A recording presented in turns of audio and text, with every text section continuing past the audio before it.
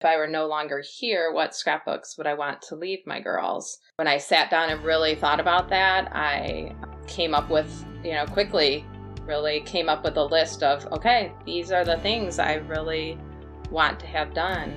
Welcome to Scrapbook Your Way, the show that explores the breadth of ways to be a memory keeper today.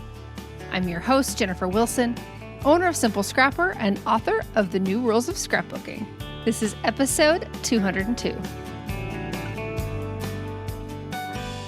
In this episode, I'm joined by Jenn Slowik to discuss an important shift she's making in her hobby to prioritize the legacy projects on her scrapbooking bucket list. This is one of two episodes that close out the fourth year of the Scrapbook Your Way podcast. We're taking a short break and we'll return with new episodes on January 23rd. I'm so grateful for your support of the show, for every listen, every comment, and every share. You may have noticed we don't take outside sponsorship. Scrapbook Your Way is made possible by listeners who become Simple Scrapper members.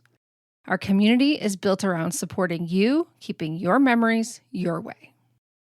We have an amazing schedule for 2023, including our first retreat of the year in a few weeks.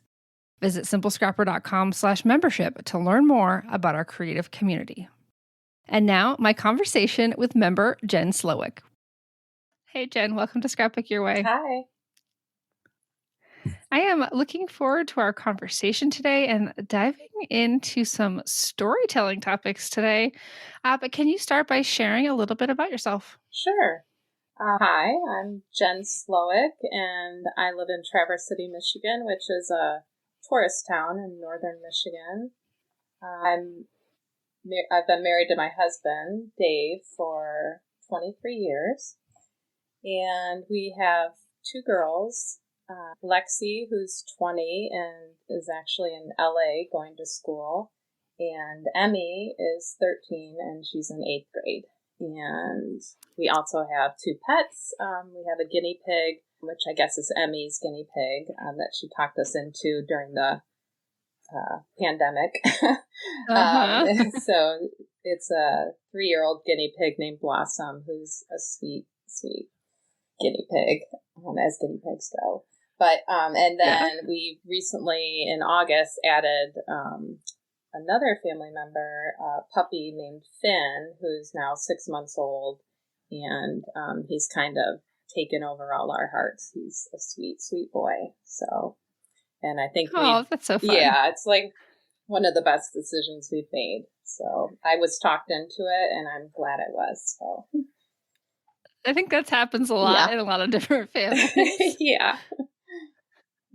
Well, and you mentioned your two daughters. I know the last time we talked, you were kind of giving me some teen parenting advice because Emily is, 11 going on 17 some days and sometimes 11 going on 7. And so it's such an interesting time. Yes. Yeah. It's fun.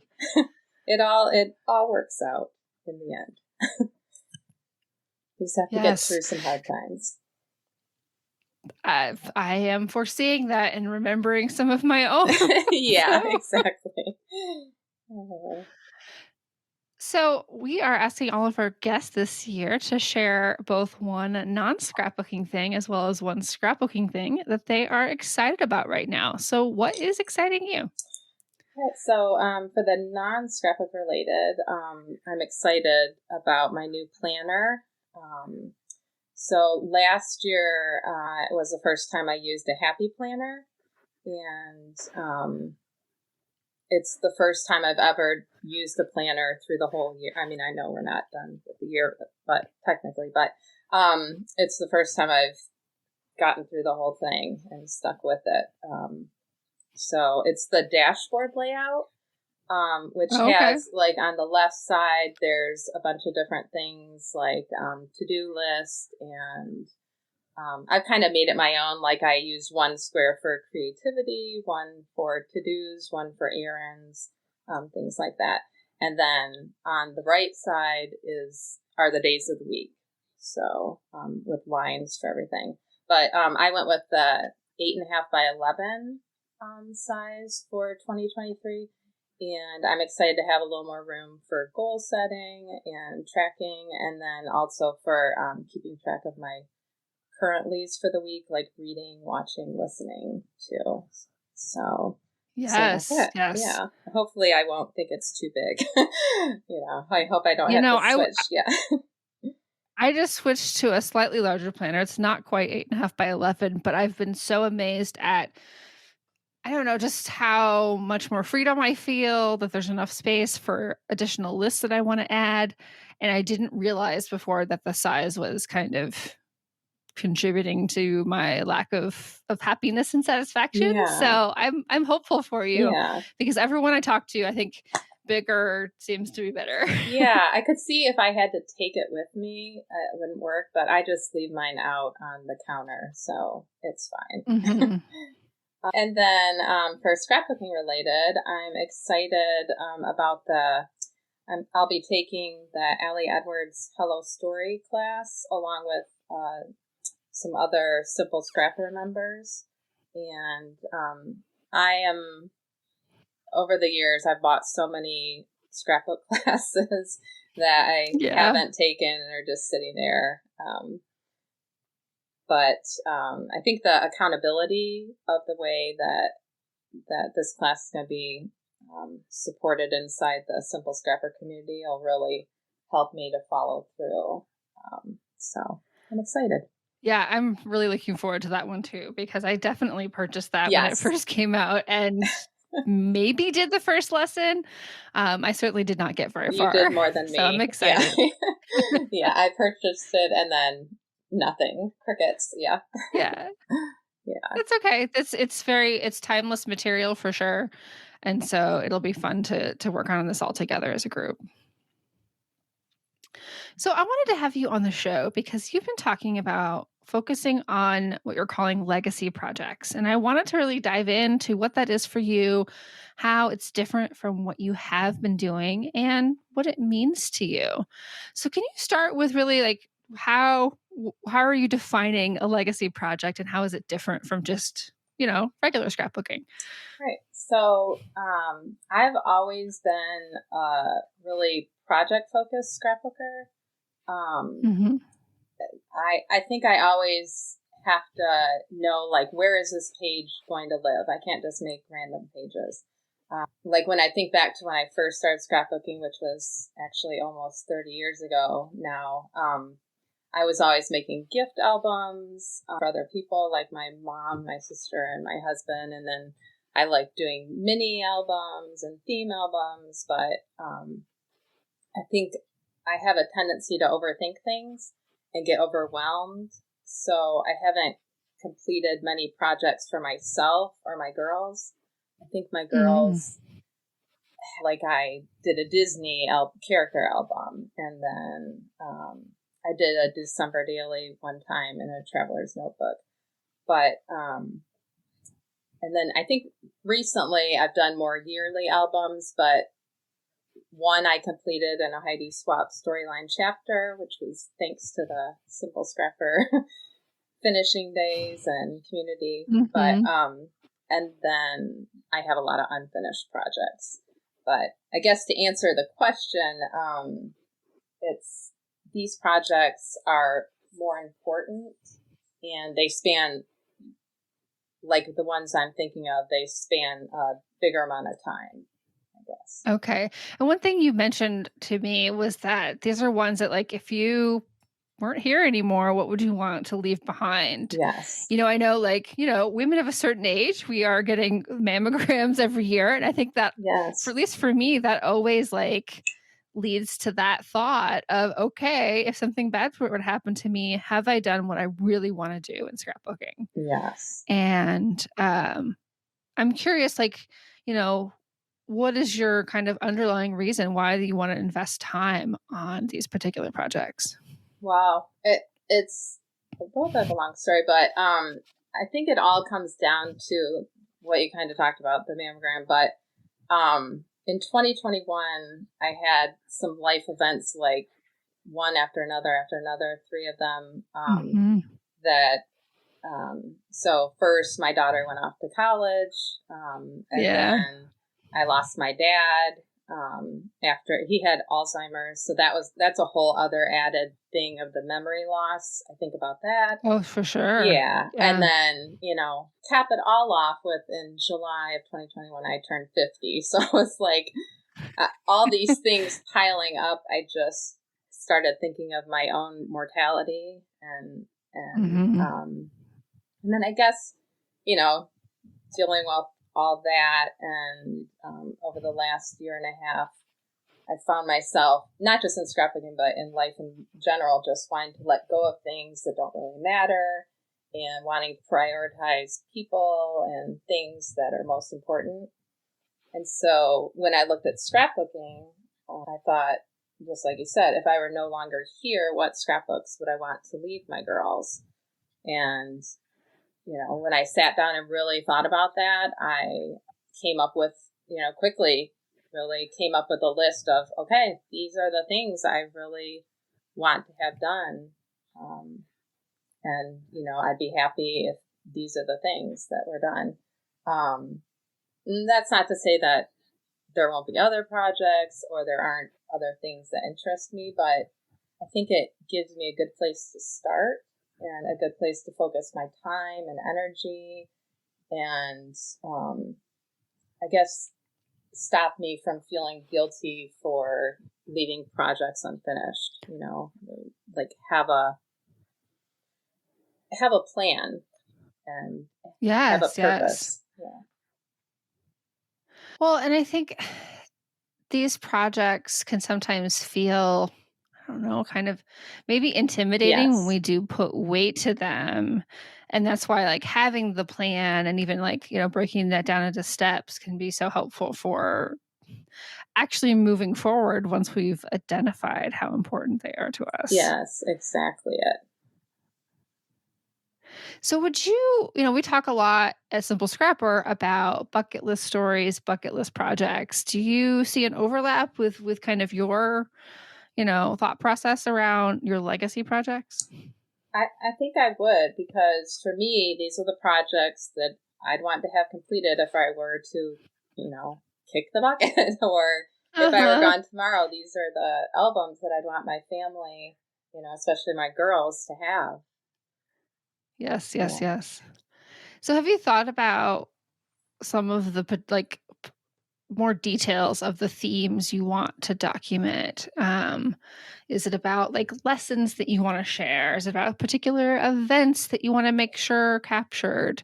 What are kind of some of the more specific, I guess, story threads that come up when you're thinking about getting these done? So when I sat down, I think it was in the fall, and really thought about that question of which, albums would I want to have, I actually came up with 8 albums. And so it's more like albums that I'd want. So Okay. Before your story, I'd actually have 2, birth to high school graduation and college until I met my husband. I actually have started both of my girls' baby books, and I want those to be done. I mean, I've Lexi, like I mentioned, is 20, and I started her book, I think, when she was 7 years old. So, this has been hanging over my head for 13 years. So, and actually both of them are about 80 to 90% done. So I just need to finish them. Yes. Yeah. And then I'd like to do a book about my husband and I, like how we met and, like we used to travel and go to concerts and have a life before we had kids. So I think that would be cool to do.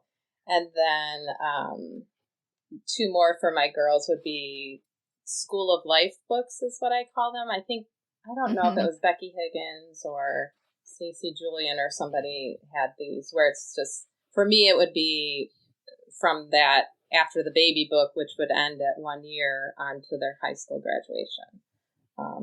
And it would be really streamlined and, just a few pages per year. And then sure. Yeah. Yeah. And then the final one is our youngest daughter, Emmy. We adopted her. So I want to do some kind of adoption book that has her story and, we have some memorabilia and stuff that I want to be sure to include in there. So. Oh, very cool. So Yeah. these are very much focused on kind of past stories too. So there's Yes. nothing really like kind of like ongoing to it. So you can have a really clear container. The photos are taken, it's let's sit down and figure out how this is going to come together. Yes. Now I'm curious, like, you said you worked on Heidi Swap memory planner. Like, can you think through like the creative process of those two projects, like working in tandem with a year versus wrapping your brain around one of these projects? It sounds very, very different. Yeah.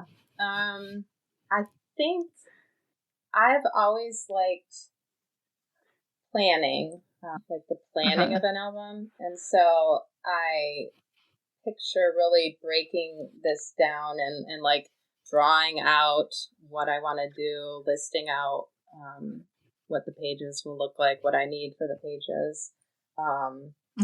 The Heidi Swap was more, I think, more creative, and at first it was in the moment, but then I got behind, so then it wasn't. Then it was looking back. Yeah. But this will definitely be harder in that I don't have everything organized. So journaling and things like that, I'll have to go on a expedition of trying to find everything, digging through my basement and looking for journals and things like that. So, yeah. And do you have an idea of kind of what are we talking, all 12 by 12 layouts? Do you think you'll vary the size and format at all? Or kind of what's your vision for these 8 albums? Yeah. So Lexi's baby book is the only one that will be traditional 12 by 12 pages because that's how it started. So, Sure. so that's how I'll continue. Then Emmy's baby book was a 12 by 12 also, but it was pocket pages, which funny enough, Lexi's became 2 albums and Emmy's, I've kept it to 1, with the pocket pages. And then, I think the school life, I was thinking 9 by 12 pocket pages. And just so that I could have, if I had an 8.5 by 11 sheet of paper or something, I could just throw it in there, but having it not be too big. And then, I'm not sure about the adoption. The same thing, it would have to be at least 8.5 by 11, but perhaps 9 by 12.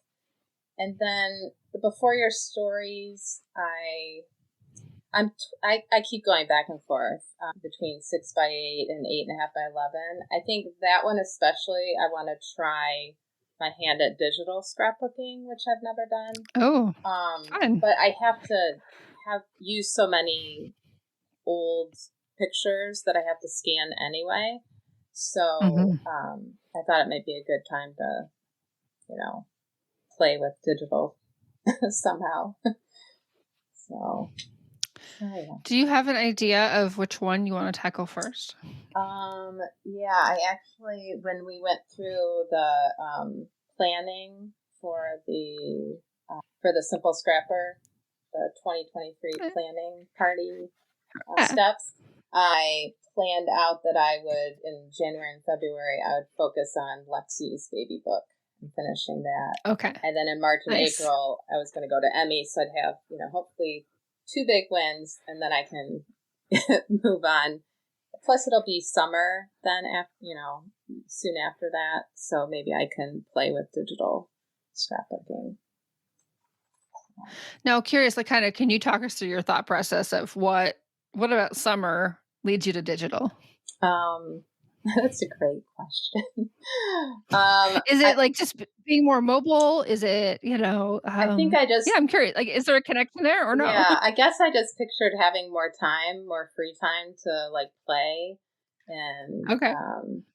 Because my youngest, she does theater camp and other activities. So I think I could, I don't know, when I'm waiting in the car, I could perhaps do stuff on my iPad. Yeah, hopefully. Yeah, that sounds good. Yeah. I mean, because actually, when I think about it, in the past, I haven't been good about scrapbooking this summer, but maybe the digital will be better. Well, I think the seasons of life that you're in often dictate whether you have more or less time in the summer or within any like natural season of the year. Yes. Like what's going on, who's, requesting time from you or requiring time from you. And yeah, it definitely is every year seems a little bit different for sure. Yeah. So you mentioned how, you have struggled a little bit with finishing projects. But I'm curious if any of the ones you've already finished, you'd kind of put in this bucket of legacy projects, or is it just that you've done, most of Lexi's baby book? So when I read this question, I was like, no, I've never done this. But then when I really thought about it, I was like, wait a second. Like I thought about my gift albums, and I actually made 2 different gift albums that would definitely fit into this. And one was I think that they were both 12 by 12, regular scrapbook traditional pages. And one was a retirement book for my mom, and one was a gift I did for my sister when she graduated from nursing school. And both of them I did kind of like a this is your life, like looking back, from baby on. And even my mom's, I had people send in letters to her. She was retiring from being a teacher, so I had, different friends and colleagues, and my brother and sister and I, all write her a letter and include it in there. So yeah, I would definitely say I have, and I was surprised that I had. Now, one thing that I've thought about with gift projects is that I feel like I am not quite as hard on myself, and I don't know if you're hard on yourself when it comes to your scrapbooking, but with gift projects, I'm like, oh well, that's fine. They will love that. And it's very satisfying. And I think maybe that we don't necessarily give ourselves enough credit for those, which is maybe why it didn't come across your mind, Right. because it left your space.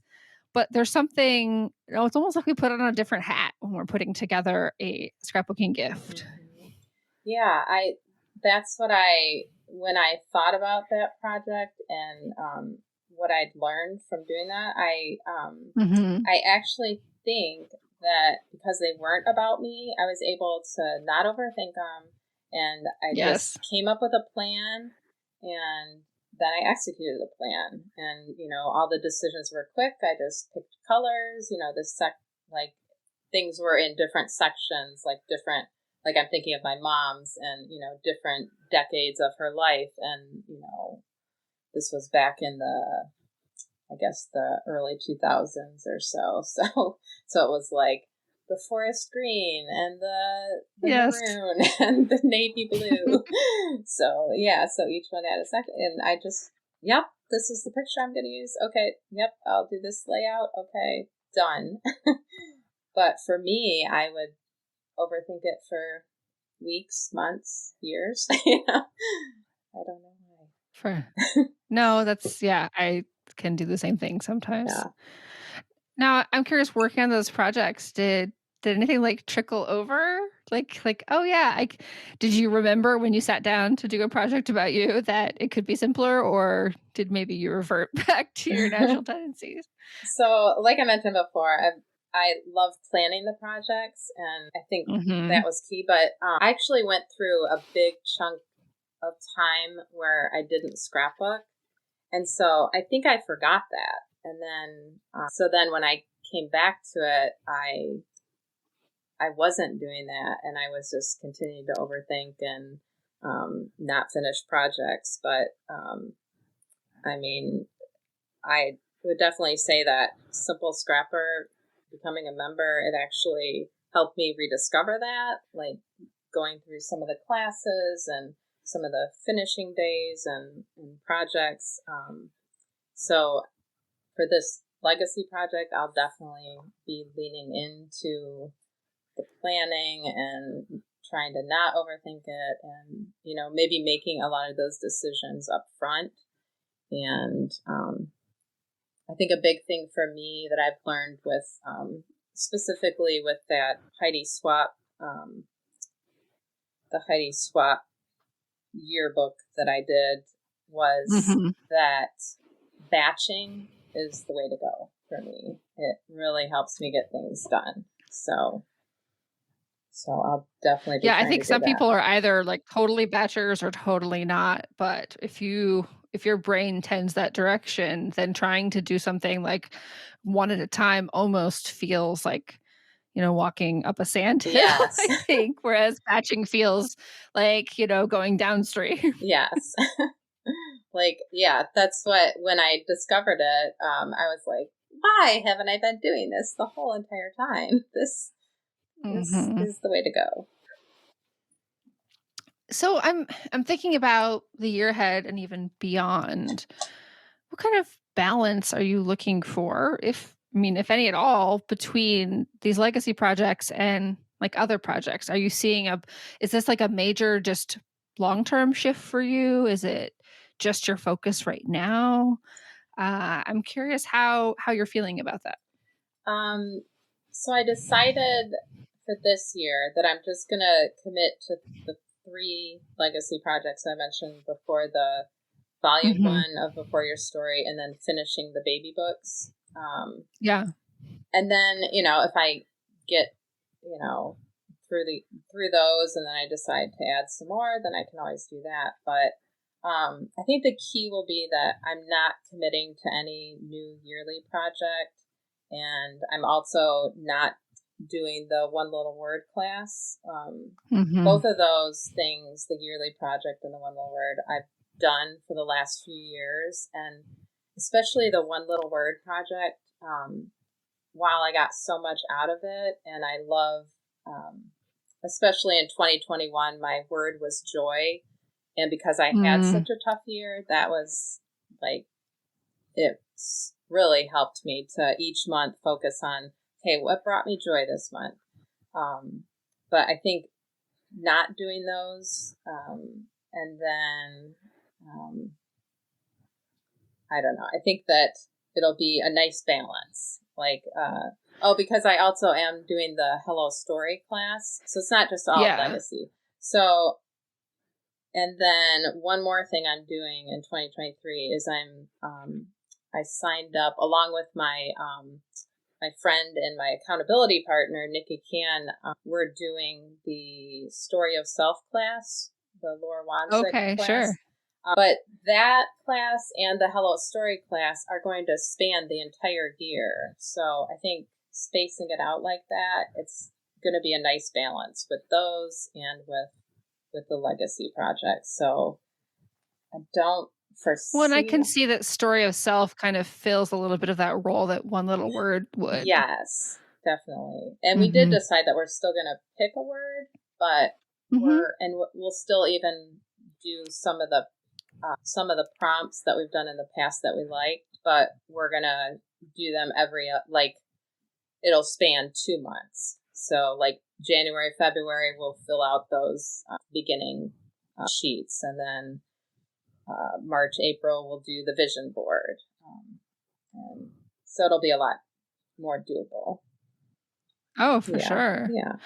Now, kind of going back to Hello Story, I'm curious, are you going to use any of that design inspiration to capture stories and document things for your legacy project, or are in your mind those are 2 very separate things?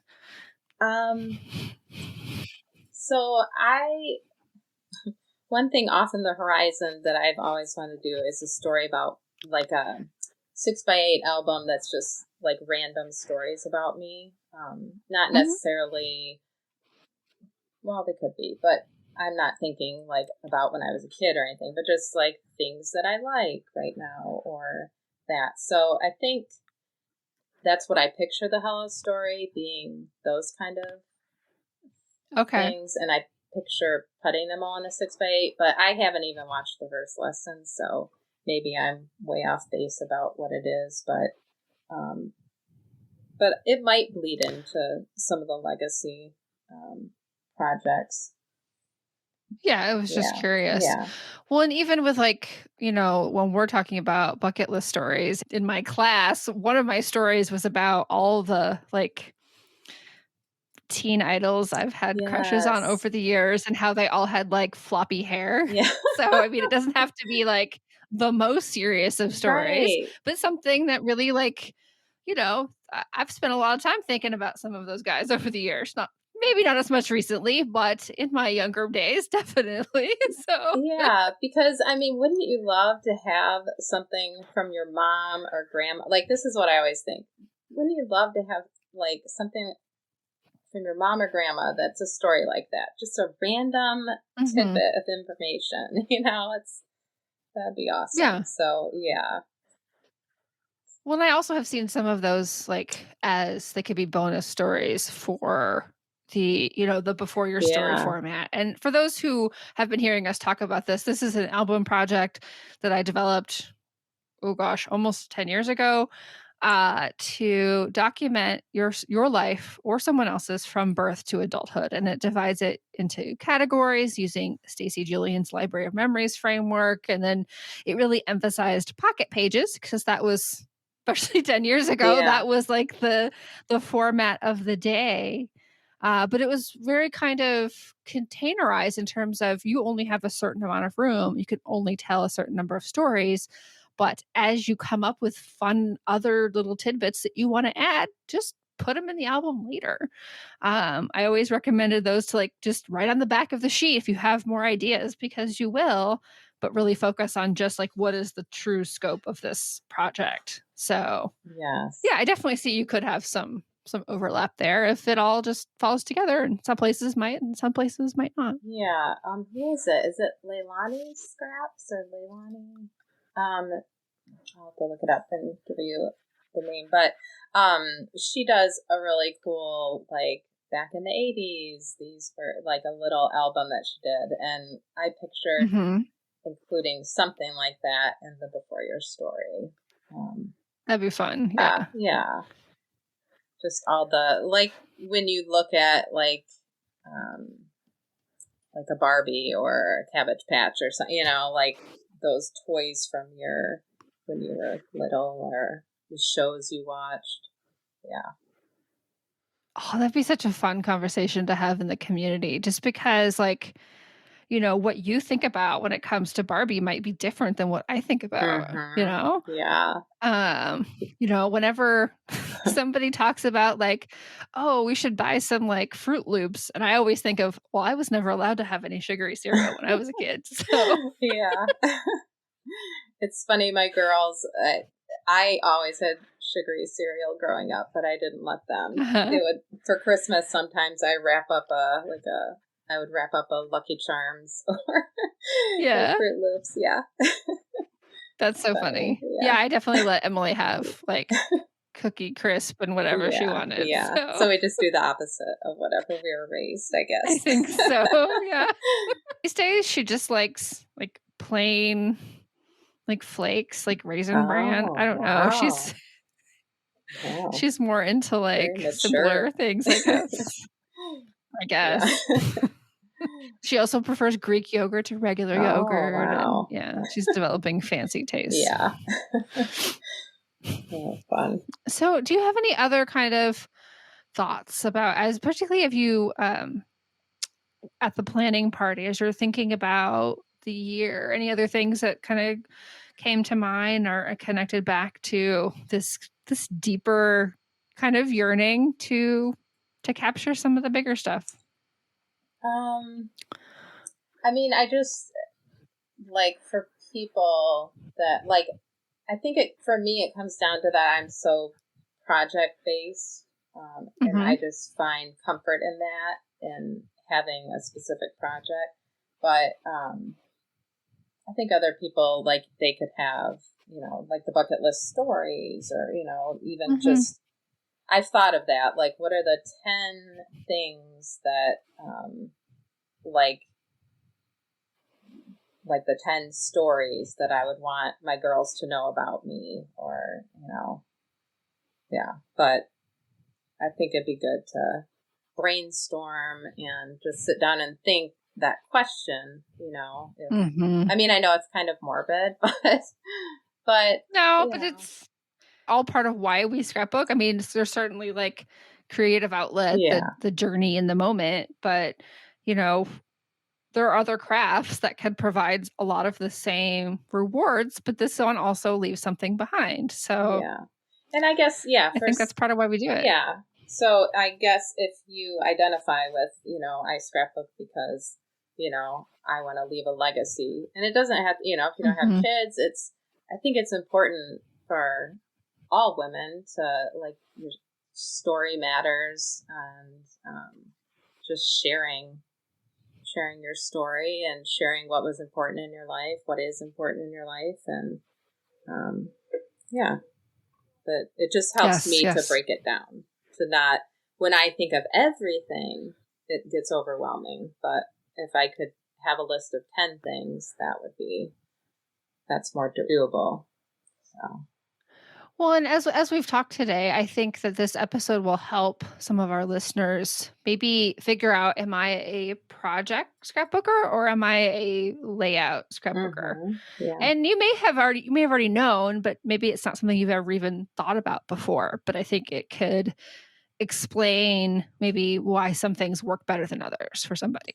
Yeah, and I think also we get caught up on, well, I'm going to do this because I've always done this, like Project Life or December Daily or Day in the Life, all those different projects that we do just because, well, I've always done this. But if you pause to kind of think through, does this really matter to me? If I stop doing this, would I be not that it doesn't have to be so heavy and legacy, it doesn't have to be that it matters like that. But if you're not getting joy out of it, then I don't think you should be continuing to do it. Maybe just take a year off and see how you feel, focusing on other things. Yeah, I think we can get burnout sometimes, and things can feel redundant because sometimes, smaller groupings of years can feel kind of similar. And then it's when you have those bigger shifts in life, as you experienced in 2021, where, certain projects resonate a lot more and fill a need for you. And then other years, maybe they don't. Yeah. Well, Jen, this has been so insightful. Thank you so much for spending time with me. Well, thank you. I was really honored that you asked me to be on. So thank you. This is a bucket list so glad being on the podcast. Oh, thank you. But I didn't even think to put on my bucket list. But Well, I'm just so glad the membership has been beneficial to you and that you're, such an active part of our community. Oh, thank you. Can you share where we can find you online? Sure. I'm on Instagram and it's Jenn's Happy Place. Another 2 N's in that? Sorry, Jenn with 2 N's. Yeah. Okay. We'll include the link in the show notes as well, but I just wanted to clarify that for our listeners. All right. Thank you so much for your time. And to all of our listeners, please remember that you have permission to scrapbook your way.